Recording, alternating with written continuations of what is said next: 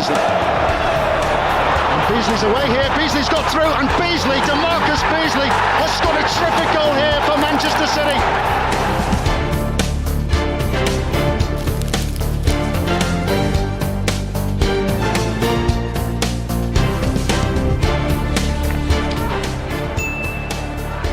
Behind Silva, but not Toure!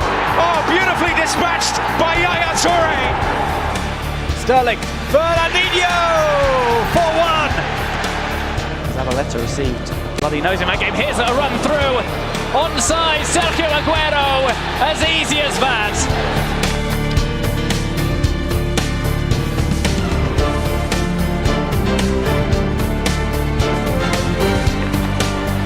Pacey run from Walker. Kevin De Bruyne surging through the middle. He plays to Sterling. Sterling finishes. 2-0 to City. Mahrez put this onto his left foot again. Plays it through. Sterling scoops it across the line. Where does Aguero put the penalty this time around? The answer is into the net. Away by Mahrez. Sterling! Sterling! Now Haaland scores. No problem at all. Haaland in a shooting position. Alvarez 1-0.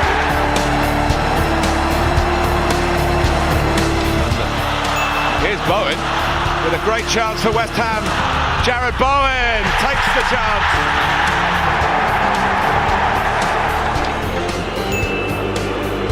Scored in a pre-season friendly. He scores in the Premier League, the first of many.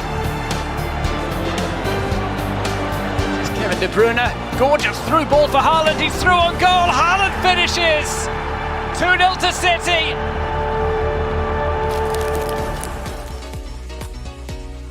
Good afternoon, Blues. Good afternoon, wherever you are in the world today. Our boys have arrived in East London for today's game against West Ham United in the Premier League. And the boss is back. You've just seen him there. Pep is back, and oh, I am glad he is back. Pep is unbeaten in his 14 Premier League games against West Ham, winning 12 and drawing 2. Now you can see the team are arriving. As always, we will give you the team news the second we are allowed. The first place to get your Manchester City team news is always on Matchday Live.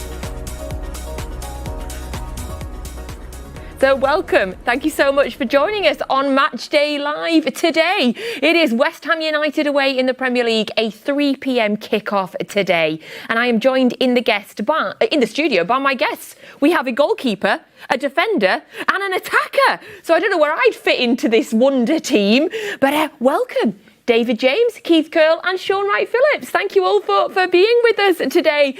Did you have a nice international break? I did, thank you very much, Natalie. I had a wonderful charity game of football yesterday in Slovenia as well, so yes. You were in Slovenia yesterday? Last night, yeah. Oh my goodness, David. And can I say, at Manchester Airport, the bus driver is a big fan of the show, and in particular a big fan of yours, Natalie. So hello, Pete. Hi, Pete, the bus driver. Love that, Pete.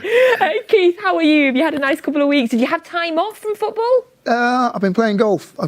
Strange enough, I got my first hole in one, which for golfers it is an achievement. The 7th hole at Prestbury, very good. Congratulations. I know nothing about golf. Shaun, how are you?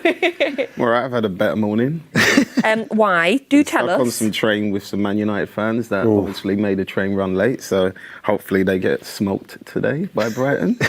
Shaun Wright-Phillips is confirming that the train from London to Manchester for a Manchester United home game was heaving with Manchester United fans. Yep. Wow. Okay, thank you. Thank you for that. Right, we can give you the all-important team news for today's game. And I can immediately tell you 2 changes from the team that beat Fulham. So your starting 11 for today's Premier League game is Edison, Kyle Walker, who is captain, Akanji, Diaz, Gvardiol, Rodri, Bernardo Silva, Doku, Foden, Alvarez and Erling Haaland. So that is your starting 11 for today.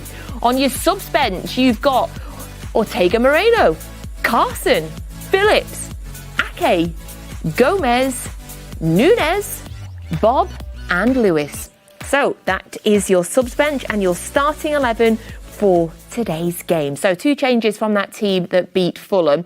Of course, we got the news from Pep that John Stones is still injured, that Kovacic is injured also, and Jack Grealish is still out, of course, after pulling out of the England squad as well. So what is your initial impressions of that team today, Shaun?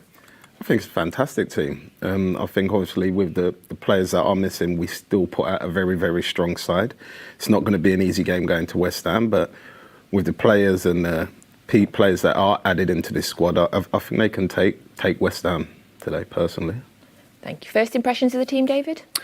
Yeah, like Shaun, I mean, obviously with Kovacic being injured, that was the first surprise, but having done so well in the first 4 games, or 6 games now, isn't it, he's been involved in.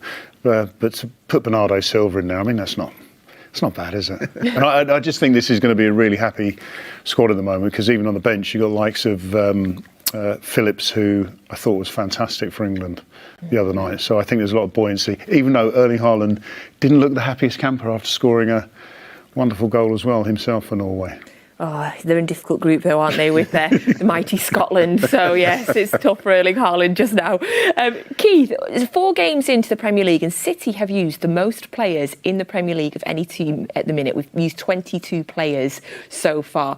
We have had a few different injuries. How do you think, would that be unsettling for the squad at all, or is it an example of just how good they all are? Again, I think it's probably from a coach's and manager's point of view, it's important to be able to integrate the whole squad, which means giving them minutes and giving them time on the pitch. That creates a unity within the changing room that I think up until probably Christmas time, early January, the more minutes you can get in the whole squad, the better. And then after that, then I think you'll get a more settled, balanced team for the run-in for the season. Yeah, and we've also had the most changes to starting 11s in the Premier League. So 9 changes we've made. So we're changing sort of every game at the minute, David. But a lot of those, as we've mentioned, they're injury enforced. Yeah, I'm just thinking now, because I remember towards the end of last season, not necessarily right the last few games when the league had been won, Pep doesn't make changes when City aren't comfortably winning. And I think if you look at the first 3 games, other than the 1-0 against Newcastle, City have been in good positions quite early on. So he's been able to bring in the likes of Oscar Bob, the likes of Rico Lewis in the last game against Newcastle. That was very late. But the rotation was, I thought, constant throughout last season. He didn't have the same starting lineups in consecutive games. So it's a bit the same and a bit different, but replicating the same, because I think 4 out of 4 wins means that City have been in a pretty good place to be able to make those changes. We're going to have a little look at the midfield in a minute, and then a little bit later on we're going to have a specific look at the attack and a specific look at the defence as well. But Shaun, I think David makes a great point there, and 4 Premier League games in, we've won 4 Premier League games. We've done it, our manager's been injured and he's been away for a couple of games. We lost one of our key star players, obviously Kevin De Bruyne, at the start of the season with an injury. Jack's been injured, John Stones has been injured, Phil Foden was even poorly. So considering all of that, to have started the season with 4 wins out of 4, I mean, that's a bit of a statement.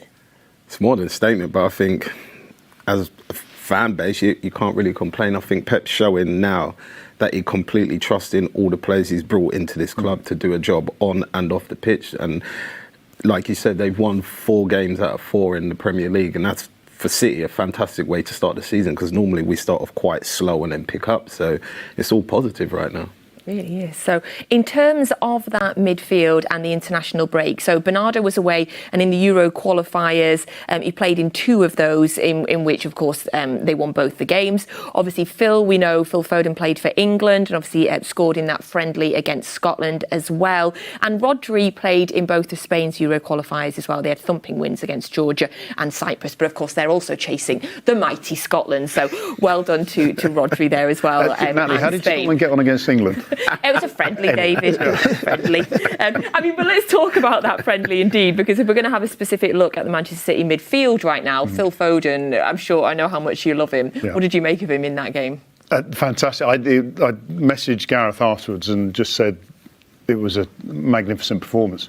Phil Foden, say Calvin Phillips, was excellent as well. And it looked like the England team I think people have been crying out for against a Scotland team who were in fantastic form as well, especially at home. That was the main thing, and it was just, you want to see more of Phil Foden doing that for England. If England are going to be successful in the Euros, it's going to be with, I don't know, Jack on the left crossing for Phil, maybe a supply by Calvert, I don't know.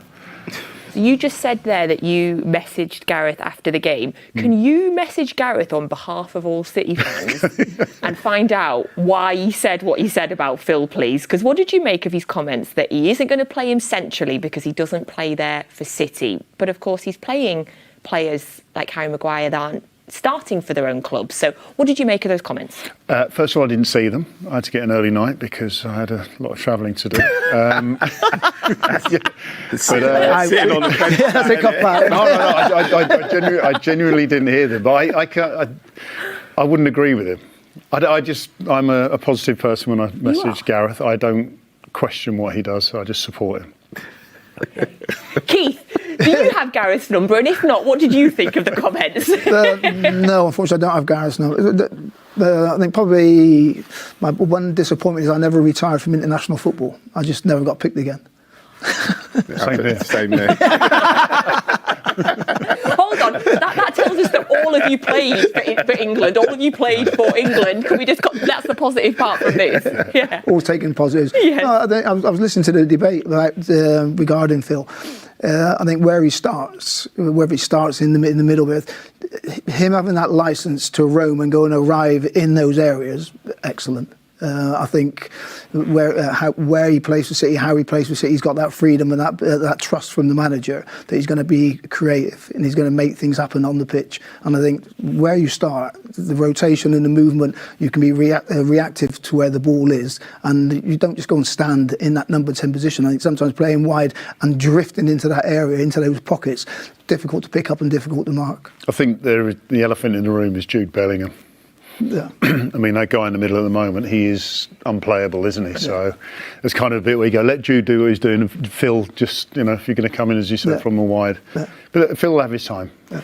I think that would be fine, but I would just wish that Gareth would have said that, because if he's going to say that, people will accept it. Yeah, but there was a game that Pep played him in that number Newcastle. 10 role. Yeah. And so he's seen him play there. He's seen he can handle it. So I prefer Phil in the middle. Yeah, same. I think of him as a radar, and you wouldn't use half a radar screen. You'd use the whole thing, and he can just see the whole pitch. Very nice. Where do you think he's going to be playing today? If we're looking at today's midfield, there, so you've got Rodri, Bernardo Silva, you've got Phil, obviously you've got Doku, and you've got Alvarez as well. Before you get up to Haaland, where can you see Phil playing today? I think today will start more wide, because I think Bernardo will sit a little bit deeper and leave Alvarez behind Haaland personally. But when Pep picks a team, you just never know. He keeps everybody guessing and everybody on their toes.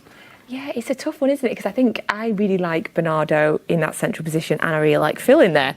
Everybody can't play there, though, can they, David? Well, I mean, Pep's on the screen now, isn't he? I think the beauty of City, more so than the other side, is that players will have their moment in that place, but they have the license to rotate. It's just with Doku being out on the right, it kind of narrows the movement, shall I say, for those two players. But they look good anyway, don't they? They'll figure it out. Yeah.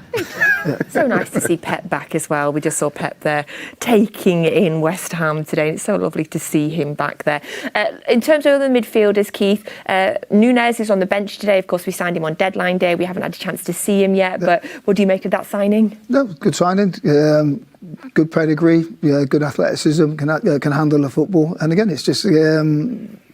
I think Phillips not going out on loan was and something that I picked up on. Anything like he's still enjoying himself, even though he's not getting the minutes. He's still saying he still thinks and believes that he's got a future at the football club, which I think is excellent. Yeah, between Calvin Phillips, Núñez, Rodri, Kovacic, wow. Yeah, but Kova's more of a number 8. He's not really a sitter. He will sometimes vacate that space. He plays a little bit similar to Gundogan, in my opinion. He hasn't got the same amount of goal threat yet, but he likes to arrive in the box. He likes to drive with the ball. So I won't put Kovacic in there, but you can never get enough CDMs because at some point we might have to play 2 sitting, which only leaves 1 on the bench. So for me, it's a perfect situation to be in. The thing is, it's a squad that brings success in, and not the team. Yeah. It's a squad. Yeah, most squads will have 16, 17 starters. City have got probably 21, 22 people that could start week in, week out. But the importance is the squad. Absolutely. I want to apologise as well. Some Croatian fans messaged me in the week and said it's Kovacic, like with a ch, like a j, like a yes. So I've been practising. So I apologise. I am trying my best at Kovacic.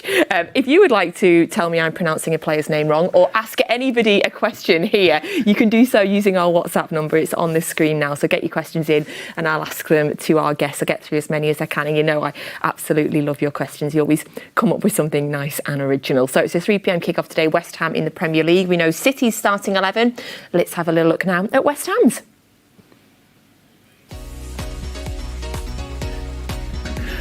So West Ham's team: Areola, Kufal, Zuma, Aguerd, Emerson, Alvarez, Ward-Prowse, Souček, Paqueta, Bowen and Antonio. That is the West Ham starting 11 for today. So, David, I'll come straight to you on this one. What's your first impressions of the West Ham team? I think there's one change from their last match, which is Souček coming in for... Souček's probably pronounced wrong as well, just before anyone says it,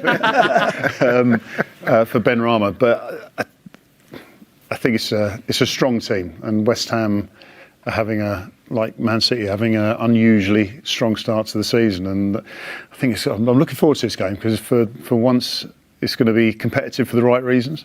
But Areola in goal. You like him? I like it. Yeah. What about the rest of the players? The goalkeeper. No, Bowen. I mean, we're talking about England there, and obviously Jared Bowen was one who hasn't been involved, who was doing very well last season, started again well this season. So, yeah, it looks like a strong side. They have had a great start to the season, Keith. So they're unbeaten. They're on 10 out of 12 points. They've beaten Chelsea and Brighton, obviously, who both teams people were perhaps tipping this season. How impressed have you been with their start? Yeah, very, very. I know David Moyes. I played with him, my hometown club at Bristol City. And again, I think he's taken... Yeah. Bournemouth, sorry, wrong team. Robbins. Yeah. I think David has taken into management a lot of the attributes that he had as a player. He was very good in the air, so like he did all the heading and all the ugly stuff, and I was quick, so I did all the running and the football. But he was again, he knew what he was about, and he used his strengths. There's a word that I've mentioned about other players previously. That David Moyes was a very honest player.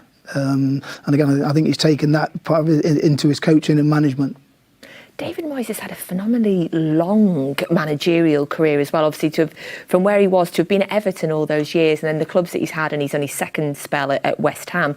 With your kind of managerial head on, Keith, how do you stay at the top level for such a long time? Longevity in management. I think in the lower leagues, win games. That's a simple thing.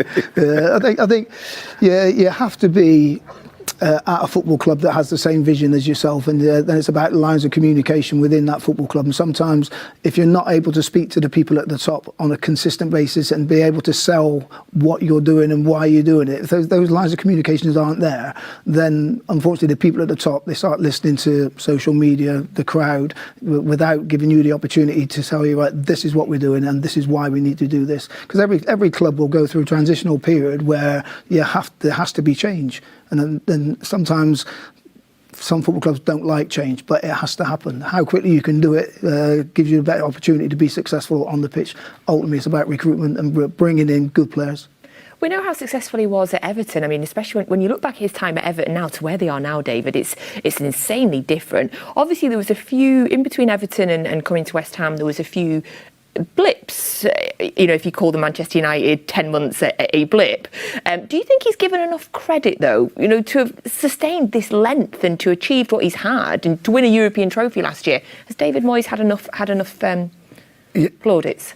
Not until winning the European trophy, I think. What he did with West Ham last season, and it's interesting listening to Keith there because he was getting a lot of criticism at West Ham, not obviously from the board and anything. They backed him all the way, but having won the trophy, it kind of appeased everyone with regards to what he was capable of doing. Interestingly, his first club was IBV in Iceland, one of my former clubs, along with Bristol City. Really? And West Ham, yeah. But as everything Keith said there, I mean, he's such a good man-to-man manager. I think everyone who, when you meet him, I've met him quite a few times, people around him genuinely like him. Yeah.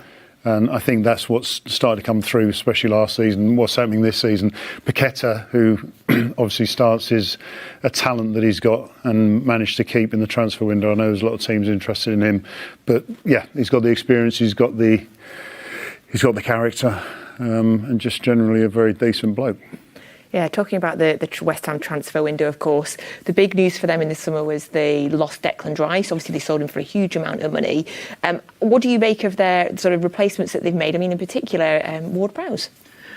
I think it's in a lot of ways it's made them actually better and more solid. I think when Declan was there, it was Declan and Souček all the time, whereas now they've got Emerson and Alvarez that are holding, which have the same running capacity as Declan Rice. So it allows them now to play Benrahma when they want, Paqueta higher up the field, and it allows them to be more attacking with knowing that they have the protection behind them. So for me, they're probably spent the money very, very wisely, and the results of that is them doing what they've done this season so far already.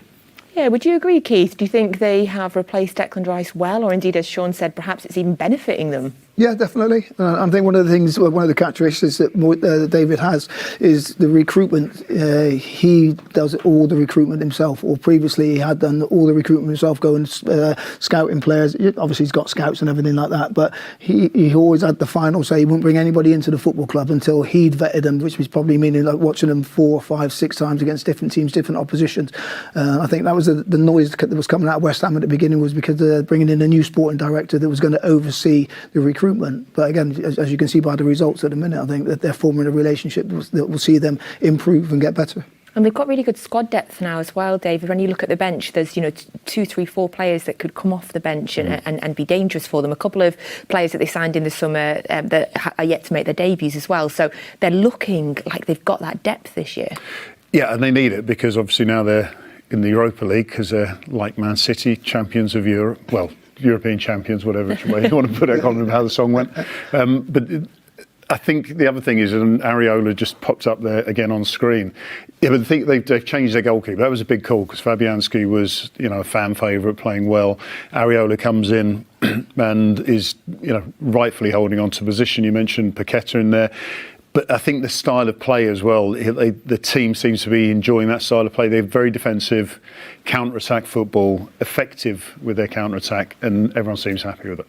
Yeah, let's talk about that counter-attack, because for this game in particular, both teams are going to do what the other one wants them to do. So by that I mean West Ham will let City have all the ball, City want to have all the ball, West Ham don't want to have the ball and City won't let them. So how do you think the matchup's going to be? Because we will have a lot of possession and they'll be all right with that. Right, if my stats are right, they beat Luton in the last game. That was the first game they actually had the larger percentage of possession. In the first 3 games, they had an average of 18 to 20% possession.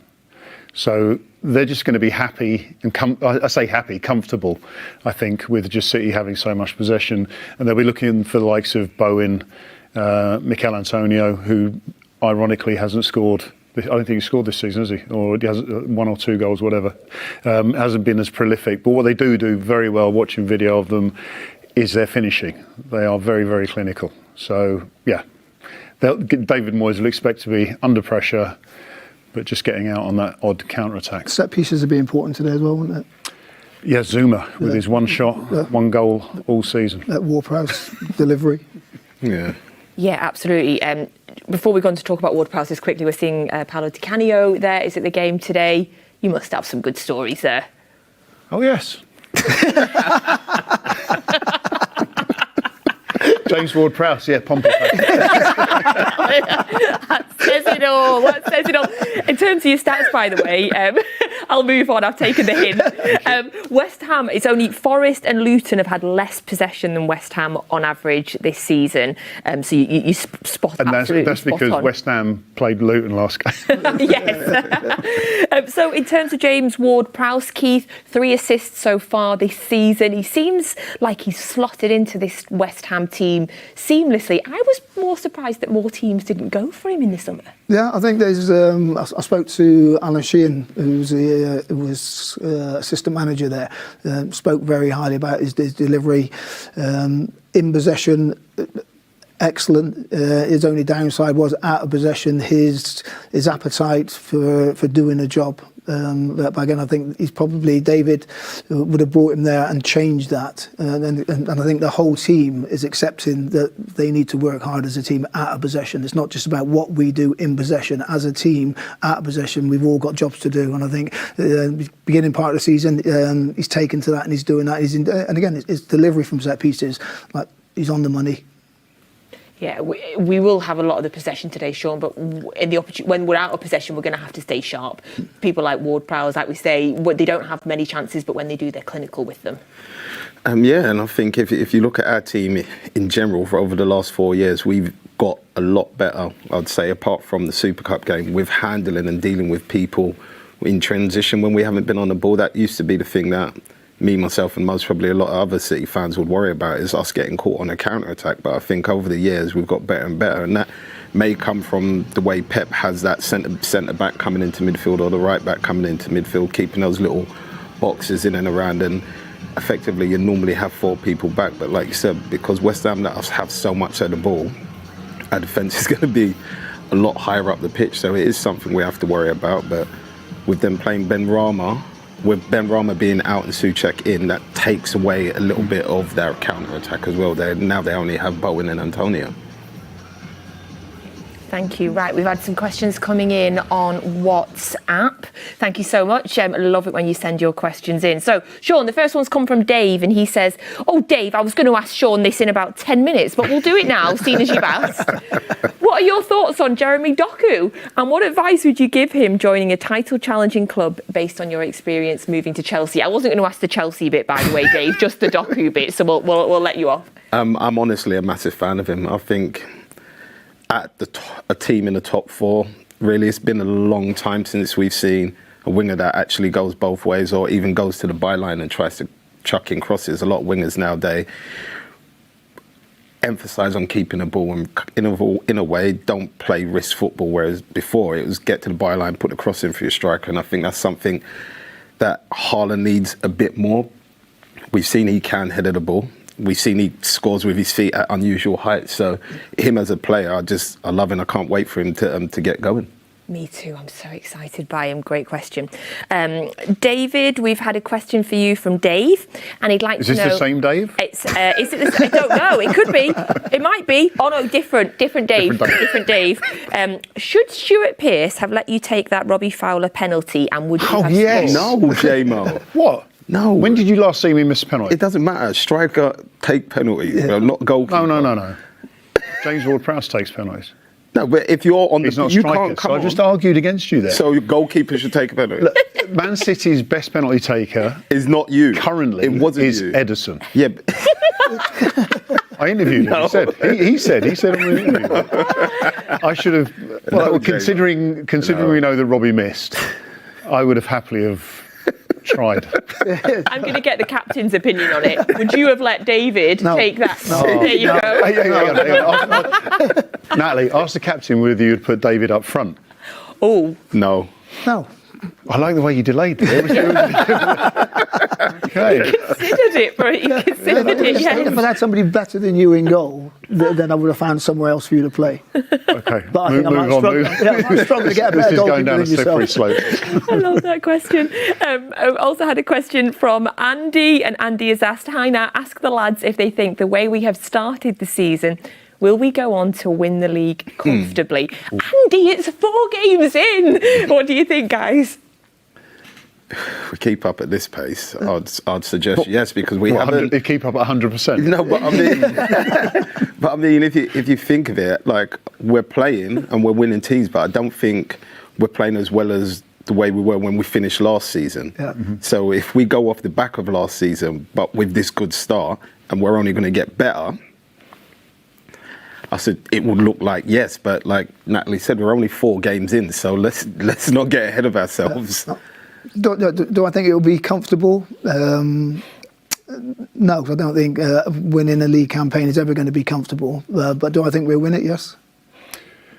I think comfortable is very subjective, isn't it? Because there's Man City comfortable and there's other teams comfortable. And Man City's comfortable is like winning it with 2 games to go. Otherwise, we wouldn't have the Aguero moments of this world. Do you know what I mean? So yes. I think what will happen, and generally happens with Pep and Man City, is they'll have sticky games in London.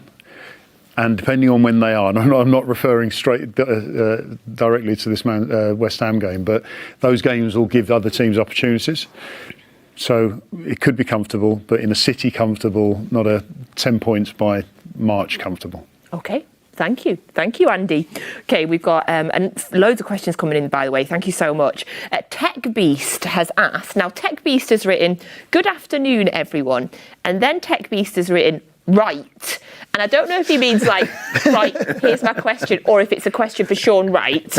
But I'll go to you, Shaun Wright. Yeah. Do you feel that the number of players injured in the Man City team will force them to take a different approach of attack? No, I honestly don't. I think if you look over the years, I think back when Sane was here, it was more possession of ball, but if we saw the opportunity to counter-attack, we kind of just went for the juggler. Whereas now, there has that element to it, but still that progressive, slow build-up, patient, waiting for those gaps to open to slide in certain players. So for me, the players that have come in seem to be slotting into a system rather than the other way around. So I think we will stay the same. Okay, I like that. I'll look over to the defender's couch. What does the defence think? What was the question again? Will we... I've lost it. Will we change our style? Yes. Will the amount of injuries we've got force us to take a different approach of attack? No, and again, I think that's based on the squad and the understanding that the squad has of how Pep wants the team to play. And again, I think all the defenders that we've got in the team, they're all comfortable stepping forward, whether that be to be the link with the possession football or to counter the counter-attack, but they're all comfortable joining in attack as well.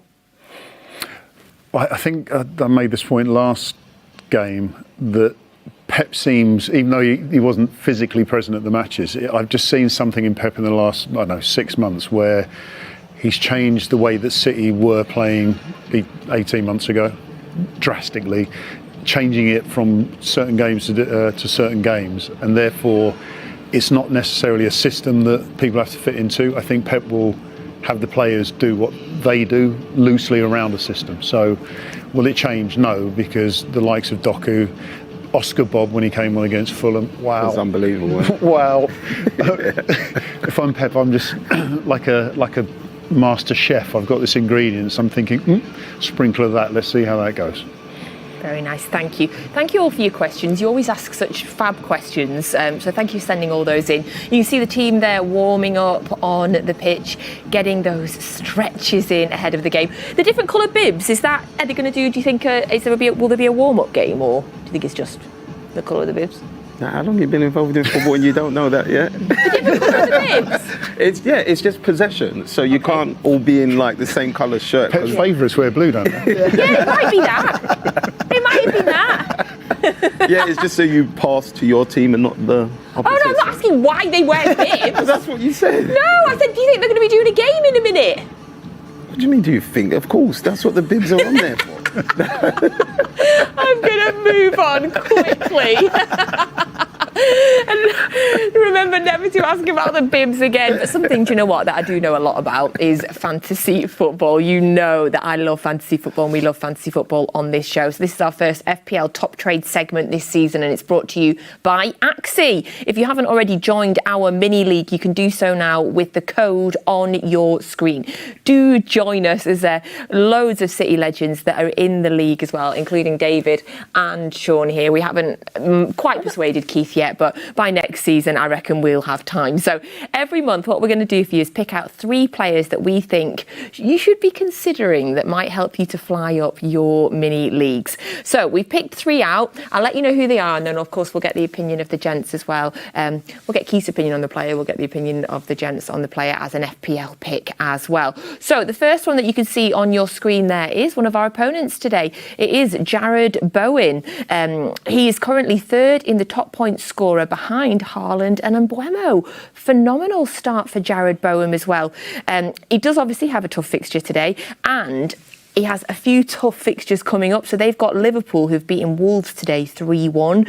So if you are a person that looks at the fixtures, West Ham's fixtures coming up might put you off a little bit. Do either of you have Jarrod Bowen in your team? No, not this year. No. Would you consider it? Well, considering who I have up front with Haaland, definitely. Who do you have up front with Haaland? Chelsea player is not. Jackson. Hey. Okay. Is it worth sacrificing 4 points for an extra signing? Well, Possibly. maybe. See how Chelsea get on this weekend. What do you think about Bowen as a pick? I'm not sure. I think he has his spells. In fantasy, you need someone to get you points consistently through the season. Otherwise, you tend to slide down the table, which is what I found out last year. So I've tried to put in players that just get me points. FPL aside, Keith, how do you rate Jarrod Bowen as a player? No, good player. I'm just intrigued by this fantasy football. Where is everybody in the leagues? I don't know where I'm in the league. I actually haven't checked. Yeah, I haven't got enough battery power to scroll down. And I just presume I'm somewhere near the top, Keith. Obviously. Yes. So Jarrod Bowen, definitely one to think about. I didn't realise that he was 3rd most points in FPL this season. That is, phenomenal start from him. But of course, we'll be hoping that he gets no points in today's game. So a City player that, of course, many of you all might have, and if you don't, one to certainly consider is Julian Alvarez. So, of course, he started every Premier League game so far for City. He's a bit of a bargain as well, 6.7 million, 28 points in FPL this season already. Of course, he got 14 against Fulham in the last game. He'd be a better pick for you than Jackson, for sure. He would indeed, but as you said, he started every game this season, and that's something that he didn't do last season regularly, and therefore anyone picking fantasy league team goes, can I afford to have no points? Because he might not even get on. But yeah, I mean, if you can guarantee that he's going to start every game this season, he's taking Jackson's place. Well, he started every game so far, but are you worried about, with Europe coming in next week, any rotation with him, or do you think he's cemented in the team now? Honestly, I'm with JMO on this one. I think it's picking anybody in your fantasy team to do with City's attack, apart from one man, is nearly impossible, because you never know whether they're going to start or not. What City players have you got in your team? Haaland. Just Haaland? David? Haaland, Aki and Akanji, I think. Oh, okay. Oh, wow, the triple defence. Wow, brave. Haaland? You said... Oh, sorry. Here we go. Bibs again. Double defence, okay. No, I think he's won the most headers from corners defensively this season. So in the fantasy football, as a defender in there, then, so how do you gain points? Natalie knows how to play it. All I do is pick players and clean sheets, but then you also get bonus points. You get points for assists or points for goals. So essentially, what you're looking for in your defenders in fantasy football, Keith, is a defender that also is going to get some assists. Yeah. So you want a pacey wing back, really, that that's got a chance of getting you some extra points, but you still want a strong team because you want to pick up those clean sheets. Although not many teams are keeping any level of clean sheets this season. So he's still top, isn't he, with 2? Right. So Andy Robinson scored today for Liverpool, so he'd be a good example of perhaps a defender that people might look at, because But get a goal as you well. get more points for your defender scoring than you do. do strikers or attack-minded players. We're going to get him in. We're nearly We'll there. get him. We're going to get him in. Keith's getting hooked. Captain Haaland, that's what everyone does. Yeah. Well, We get more points for that. Well, you do. You get double points for your captain. Now, I would captain Haaland every week, but I think some people have gone a bit against the grain this week, and quite a few people have captained this man, and he's our third pick for you today. And it is Son. So he's been playing as a bit of a centre forward in this sort of no Harry Kane Spurs team, and of course he got a hat trick in game week 4 against Burnley. He's an incredible finisher, and so many people. I think something like 500,000 managers have brought him in the last game week alone. I feel like do you have him, David? I might have made him captain this week. Oh no! I might have done. Right, yeah, what was you thinking? do you know what? It was a long flight. No, I mean, Son is. He was always. I say always. He's been phenomenal for years. I think last season was obviously statistically his worst season. I think a lot of people would have been put off by him in his fantasy performances last season. But now that he's got the freedom, and he scored the hat trick. Still got less points than Mr. Haaland though, because Mr. Haaland had an assist. Are you looking at Son to add him into your team at all? No, I've gone for Maddison, to be honest with you. What? Madders is in my team. Yeah, I've got Madders. You heard. Madders. James Maddison. It must have been the air conditioner on the plane. Would you ever go against Haaland? What would have to happen for you to go against Haaland as captain? Be injured. That's it, literally. What? I'm with him. Literally. Oh, do you know Haaland did something for the first time in City last week against Newcastle? He scored his second goal of his hat-trick after 11 minutes. This could be a record-breaking season. He hasn't scored a hat-trick away from home for City this season, so normally I'd take him off captaincy for away games. Yeah, but do you know what, David? We're just going to take your word on that because nobody's going to check it. So I've done the homework. he's done his homework. So you have Son. We don't have Son on this side. Is Son a player that you like, Keith? Yes, I think his partnership with Kane before was excellent. I think they had a good understanding. I think he's a player that if he gets the other side of you, you're not going to catch him, and the lad can finish. So that is our 3 picks for you, our 3 FPL top trades for you to start considering for your game week next week. And don't forget, of course, join our mini league. Come and pit yourself against David and myself and Shaun and thousands of thousands of Only other if you City get bad fans. scores, because I don't want to fall any further down. It's the taking part that counts, David. Oh yeah, of course, yeah. Hours and hours of going, seriously, did I? Yes, we love our FPL on Matchday Live, and we'll be doing this throughout the season as well. So we are around about 23 minutes from today's 3 p.m. kickoff. You can get full match commentary for today's game on City Plus with Ali Man and with Michael Brown. So if you don't already have the City app as well, get the City app downloaded now. You get the full match commentary on the Manchester City app. So download that now if you're not currently watching us on that. Alistair Mann and Michael Brown. So Pep is back today. You can see him there. It's so lovely to have him back today. And we're going to move on now. We talked a little bit earlier about City's midfield. We're going to have a little look now at City's defence. So if you're just joining us, the starting 11 is on the bottom of your screen there. You can see that it will be Kyle Walker, Akanji, Diaz and Gvardiol in defence today. So I'm going to go straight over to the defender on the couches. Keith, that back 4, what do you make of it? It's got that flexibility that you trust them all 1v1, and also then they can all step in and they can all recycle play, and they've got that presence that I think is vitally important. For a top class defender, you need presence. Do you think Gvardiol will be out on the left, David, or how do you think it'll be today? I think it's interesting because what we were talking about earlier, West Ham will not be expecting to have any real kind of possession here. And therefore, even do you leave 2 back? Do you leave 1 back? In which case, you'd probably have Diaz back. And then, again, we're talking about rotating those positions because Gvardiol can play in so many different positions. Akanji, as he's done, has played in so many different positions. Captain Kyle, he definitely will be going down the right. But That's the thing we know for certain, yes. I'm pretty sure, yeah. If I could pick my fantasy team with as much confidence, I'd do that. But yeah, I think they'll change Akanji and Gvardiol because the game will dictate they'll have the opportunities. So looking at that back four as well, they did have a busy period over the international break. So Akanji played in both of the Swiss qualifiers.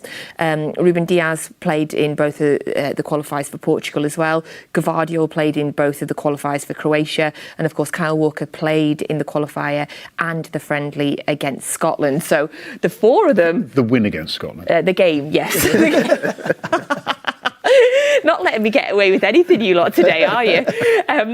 So they've all played 2 games over the international break. That's just fine. This part of the season, no worries there, Shaun? It has been from years. Since Keith's time, since J-Mo's time, since my time. I don't understand why now everybody's complaining about the games on the Saturday, because nothing's really changed in history of football.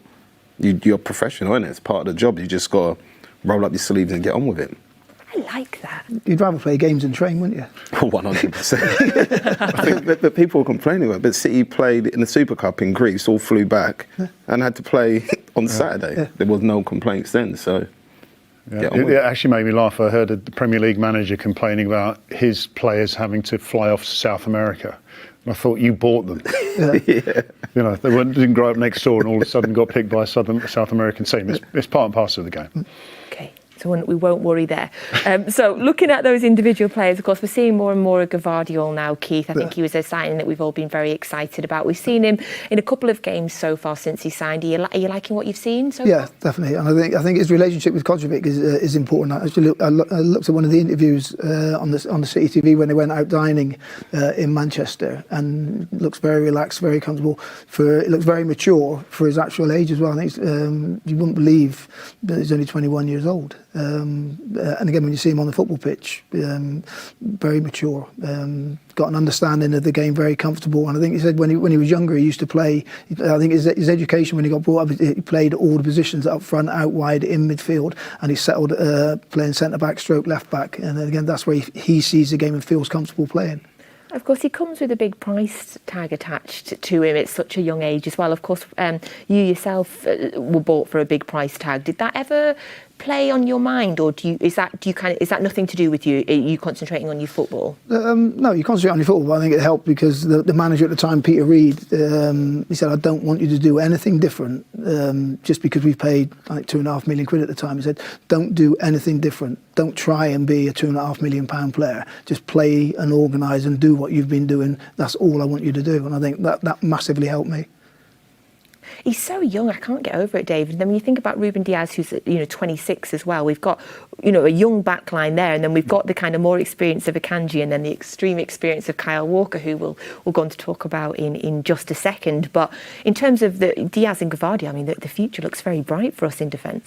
Yeah, it does. I mean, forget the fee. The fact that Pep's brought him in, and it was going back to a bit of the conversation we were having before. And there was one question that people asked at the end of last season after winning the treble, was would City be hungry enough going into this season? I think the acquisition of the likes of Guardiola, Kovacic, irrespective of age, it's a statement of intent that they want to hold on to all these trophies and possibly add to them, which could probably happen. But yeah, and when you're looking at the sort of longevity of it all, Phil Foden.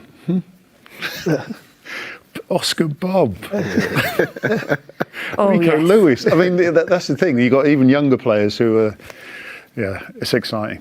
Yes, the squad is littered with hugely talented young players, but of course it's always important to have those experienced leaders as well. And I'm sure he won't mind me calling him that, because after the international break, we came back to some brilliant news that we were all absolutely thrilled about. Kyle Walker has signed a new contract that will keep him at Manchester City until 2026. Now, I don't know if you saw the reveal for his new contract over the last few days. It went wild on social media. People were absolutely loving it. If you haven't seen it yet, let's take another look.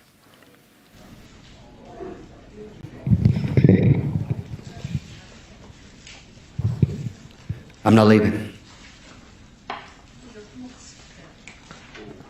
I'm not leaving.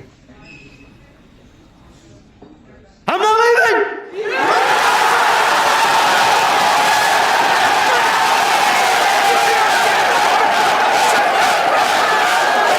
The show goes on. This is my home.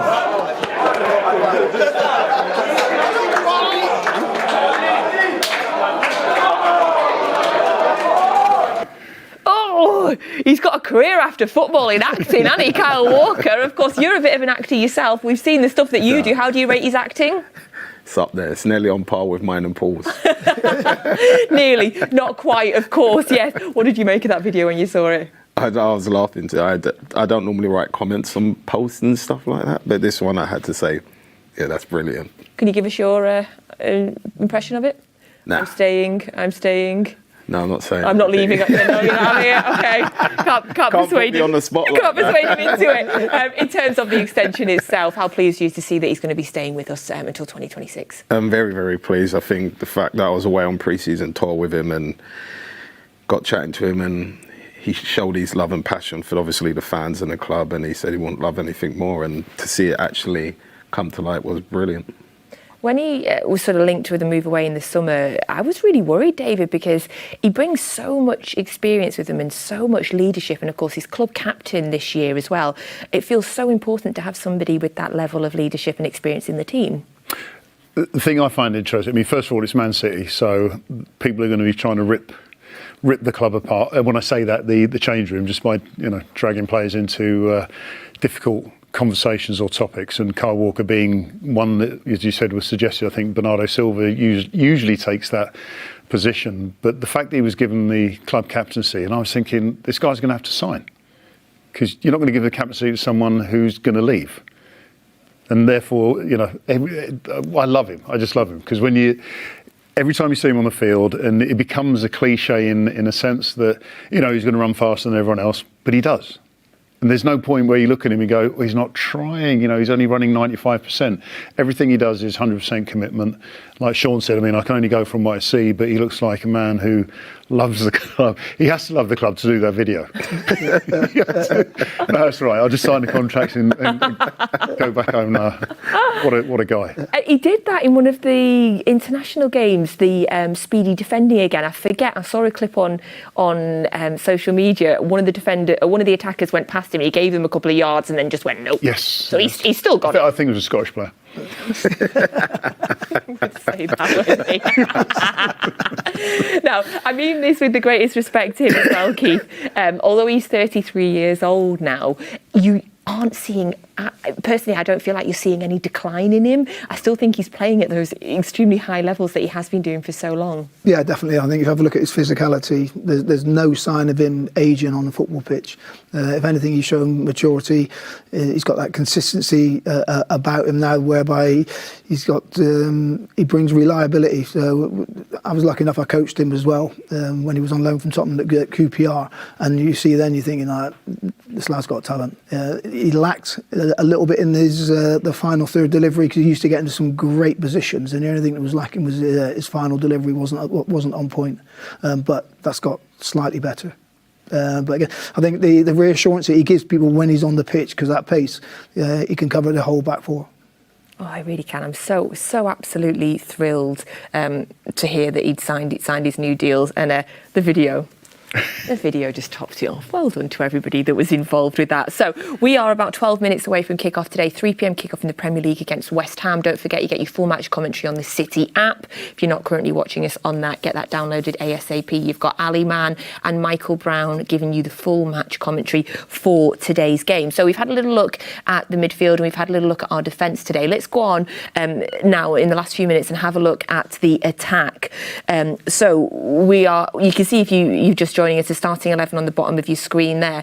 So we'll be having a combination of somehow of Bernardo Silva, Jeremy Doku, Phil Foden, Julian Alvarez and Erling Haaland. Just to update you, Alvarez played in both of the World Cup qualifiers for Argentina over the break. Doku played in both of the qualifiers for Belgium.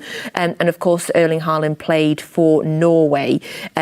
He's now, for Norway, by the way, Erling Haaland's now got 25 goals in 26 caps for Norway. He's only 9 goals away from being Norway's all-time leading goal scorer, which is just ridiculous, isn't it? It's such a young age, he's only 9 goals away. Didn't he score 9 on his under 16 debut or something? I think so. It was I don't know if it was exactly 9, but there was 9 goals. A massive amount of goals. And what a goal he scored this international break.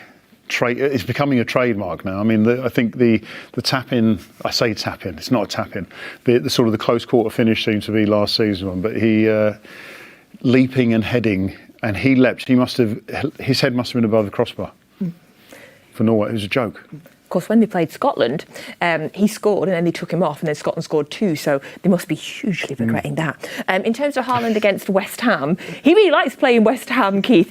Played them twice last year, got his first 2 Premier League goals in the first game, and then in the return fixture back in May, he scored and broke the Premier League record. So he's already got great pedigree against West Ham. Yeah, again, I think it'd be interesting today because I think the way you foresee West Ham, they were going to get everybody back behind the ball, and they're going to try and not leave any spaces in the box. I think it'll be a big day for Zuma today in the heart of the West Ham defence. I think he will see that as his own individual battle today, make sure that Haaland doesn't score. But again, with the amount of dominance of possession, there's going to be opportunities, and I think City getting the ball into the box at the different angles and different ways of opening that door. I think it's going to be an interesting game. Can we ever talk quickly about the tactical changes this year, Shaun? Because, of course, we mentioned Julian Alvarez in our fantasy football section, but he's started every Premier League game alongside Erling this season. What is the difference in playing Julian Alvarez alongside Erling Haaland? Do you feel like he's playing alongside him? I feel like he's that guy that drops into that number 10 to bulk out that midfield. Apart from, I think, if Phil Foden comes in, then he seems to kind of rotate out to create that gap in there. I think the difference this year in him is that when he does get his head up, both him and Phil Foden, especially from the centre, are actually looking to play in a way that De Bruyne passed straight through the middle. You saw it, especially against, I think it was Newcastle, Phil Foden was trying every time he got his head up to slide Haaland in. And on a lot of those occasions, if Haaland's touches had been what we know it can be like going forward, he could have had 3 or 4 goals in that game. So I think for me, just having him in behind him, it suits him better in a way because he can get the knockdowns, and we know he likes to shoot from outside the box as well. So that's the other part. Haaland's an in-the-box man, and then you've got Alvarez that he only needs to see a fraction of the goal and he lets fly. Are you liking the Alvarez-Haaland combination? Yeah, I was going to make that exact point. I think that's what you've got now. You've got, with Alvarez, more so than last season, he is that guy who is going to pick balls up and look, not always to shoot, but he'll be in positions where he's not afraid to shoot. I think previously you've got players who want to run with the ball and do different things to be able to get in shooting positions, whereas Erling Haaland, this came up in a debate I heard on TV which really wound me up, saying about he's only scored 1 goal outside the box. He's that intelligent that I think he realises that he isn't that great from outside the box, so he doesn't shoot outside the box, whereas Alvarez is good from outside the box. It's kind of like, you do your bit, I'll do my bit, we'll be happy. I don't know why it matters where he scores from if he's scoring. Honestly, they just... Sean Golter didn't care. He never scored outside the box. I thought it was a weak argument for him not getting the Ballon d'Or, but I mean, this is inside the box, but there's a line, but it's similar distance, isn't it, from the edge of the box, inside or out. How many goals did he get last season? 19, I feel like it was 17, something around there, yeah. But this season more so than last season, because when they signed Alvarez, he came as a player who did a lot of shooting from outside the box. He didn't do that as much last season, whereas this season he seems to have got into that rhythm again, and I think that's where the chemistry works so well. That's and Pep agrees. An insane finish there in that Newcastle game. So Pep said in his press conference yesterday that he's been playing Alvarez because he needs someone who can be closer to Haaland on the pitch to help him create chances and to score goals in the absence of Kevin De Bruyne and Ilkay Gundogan. So some really interesting comments in Pep's press conference yesterday. So we are about 7 minutes away from kick-off, 3 p.m. against West Ham. Full match commentary on the City app with Alistair Mann and Michael Brown. Get your final thoughts now, gents. That hour has flown by. Shaun, what are you thinking? What sort of game are you expecting? Although we know West Ham don't really want to keep the ball, they rather hit teams on a counter-attack. The onus is kind of on them. They're at home. They don't want to leave too many spaces, but at some point, that defence will leave that space in behind, and it's just whether we win that ball in a good positions and obviously slide the big man through. But it's going to be a tough game, but I still think we win. I'll get your score prediction in just a second. Keith, what sort of game are you expecting? Tight, cagey, committed from West Ham. I think they would have been working about getting back behind the ball and denying City spaces to work in. So I think it's going to be very tight, cagey encounter. David? I think the key man in this, and happens to be a West Ham player, is Paqueta, who I think has the top number of tackles, probably top number of fouls in the Premier League this season so far, in the top 5 leagues in Europe, in fact. If City can play that to their advantage, then it allows City to obviously take control of the game. If he dominates in that midfield because he is very clever, then it's going to make it much more difficult for City. Okay, give me a score prediction. No, the prediction 6-0. Yeah. Tight game. I think this is a 1-0 game to City. Okay. 2-0. 2-0 to City. I'm saying 3-1 to City. 3-1 to City. Okay, thank you so much. Thank you, Shaun. Thank you, Keith. Thank you, David. And thank you all for joining us on Matchday Live today. Of course, we'll be back at half-time and at full-time, where hopefully we'll be discussing City making it 5 out of 5. So get your full match commentary now with Alistair Mann and Michael Brown on the City app. We'll see you soon.